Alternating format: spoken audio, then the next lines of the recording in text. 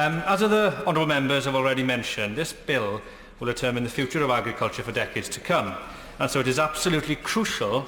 that the course it charts is the right one. Now, several aspects will need to be addressed in committee stage, but in the time allocated to me this evening, I shall concentrate on two areas that, in my opinion, have not been addressed in the second draft of this bill. The first being the need for a pan-UK intergovernmental structure to agree, establish and monitor common frameworks in relation to agricultural policy and funding. And the second, as other honourable members have also touched upon, the need to uphold UK farming production standards in the context of international trade negotiations. Now, during the second reading of the Direct Payments to Farmers Bill a fortnight ago, I made the point that replacing some of the CAP's associated frameworks would be to the benefit of all four nations of the UK. And as they develop future policy, the question of how they will cooperate to ensure the effective functioning of the internal market of these islands looms ever larger. It is disappointing that the bill does not answer this question, but luckily for the government, the Farmers Union of Wales has produced a policy paper outlining how common frameworks could work in practice, in addition to how the four governments, in the form of an intergovernmental body, could come together to agree the principles underpinning them, oversee their operation and resolve any disputes that may arise.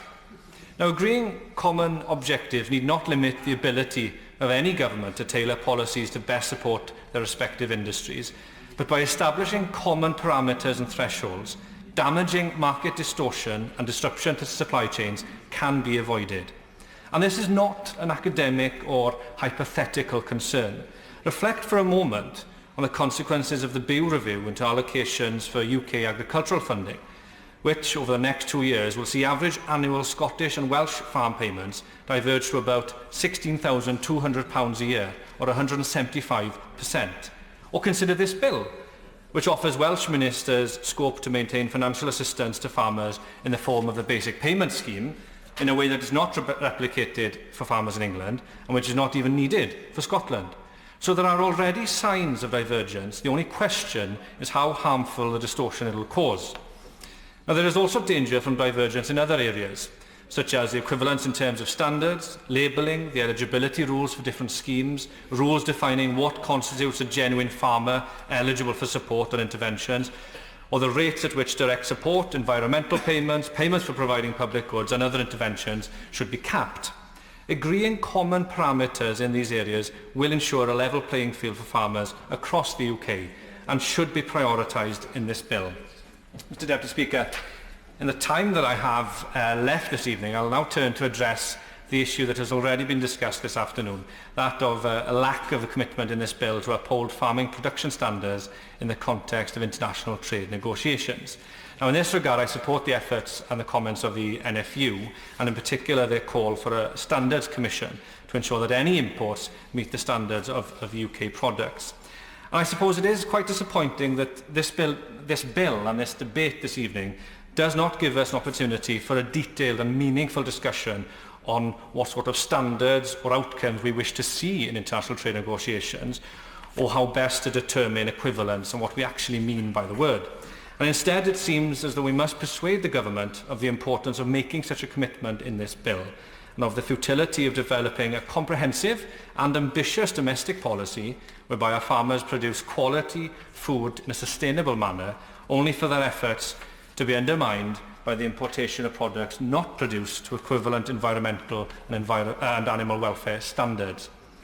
Now, the government's argument, insofar as I can glean, is that such a commitment on the face of the bill is not required,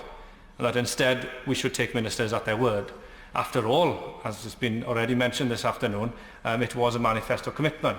And as the Honourable Member for Merthyr Tydfil will know, if manifesto commitments were always adhered to, and particularly by this government, I would have travelled via electrified South Wales main line from Swansea. Of course, I did not. Now, when one considers the words of the Prime Minister only a few weeks ago in the Africa Summit, when he proudly proclaimed his wish to see more Ugandan beef shipped to the UK, it is no surprise that honourable members from across the House are anxious to see a commitment in law that food imports will be of an equivalent standard to UK produce.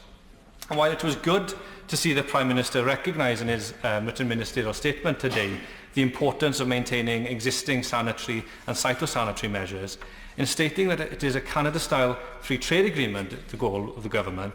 the question arises as to whether this will apply to sectors such as beef and lamb. For of course, although the Canada-EU trade deal eradicates tariffs on the majority of goods, sensitive products such as some food products, and including beef, are not included. So there is a danger here of the Prime Minister appearing on the one hand to project himself as the champion of free and frictionless trade, while on the other apparently conceding that there will be some technical barriers to trade where once there were none. Now this inconsistency is a cause for concern, as is the government's apparent willingness to introduce some friction to UK-EU trade, and it must be stressed that this approach would be damaging to Welsh agriculture. Now I know that the Minister fully recognises the importance of the EU market for Welsh agricultural exports, and in particular sheep meat. It need not be highlighted again that approximately 35 to 40% of all lamb produced in Wales is exported, of which over 90% is destined for the EU market. And so following today's statement and the possibility that Welsh farmers will have reduced access to the EU market, it is even more important that we see a commitment in this bill that future trade policy will not also expose them to competition from imports of a lower standard.